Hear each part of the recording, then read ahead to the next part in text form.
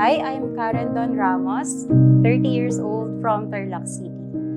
Before ako mag-take ng New White, ang number one insecurity ko talaga, yung skin ko talaga. Kasi nabubuli ako nung bata kasi napansin ko kapag hindi maganda yung itsura mo, iba rin yung trato sa'yo ng mga tao. Na-depress ako, na-insecure ako after ko manganak. Sobrang nagbago kasi talaga yung balat ko. Nag-iiba yung glow ng skin, hindi pantay-pantay yung kulay ng balat, nangingitim yung mata, yung ilong, yung leeg, yung kilikili.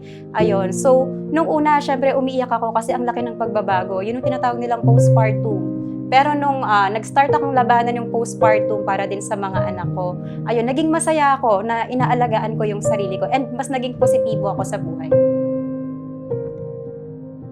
So, nag-start ako mag-take ng glutathione, may changes siya. Unang-una sa tulog ko, mas masarap yung tulog ko and nakakreate ako ng positive atmosphere talaga sa mga taong nakakasama ko. Paano mo na-maintain yung itsura mo na may 3 ka ng anak? Yan yung mga compliment kasi usually puro physical talaga halos. Pero yung mga na-inspire ko na alagaan din yung sarili nila. And napapansin ko, hindi na rin sila mahihain, nararamdaman na nila na maganda sila. So, naging positibo. From negative, naging positive yung effect nun sa kanila. Tinuruan ako nun para mag-stop akong i-compare yung sarili ko sa iba. Lahat tayo ay unique. May sarili-sarili tayong itsura, may sarili-sarili tayong ganda. So, kailangan natin tanggapin yon. Kasi lahat tayo maganda. Hindi lang natin naaalagaan talaga ng maayos yung sarili natin dahil minsan sa mga pinagdadaanan natin. Pero kapag nakita natin yung worth natin, doon lumalabas talaga na lahat tayo ay unique and lahat tayo ay maganda.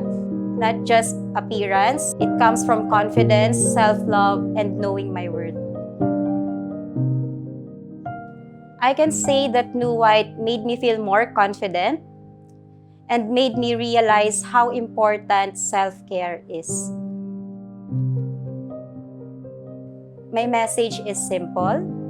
You are already enough. Don't wait for validation from others. Believe in yourself. Invest in yourself. And let your confidence shine. Because in the end, confidence is the most beautiful thing a person can wear.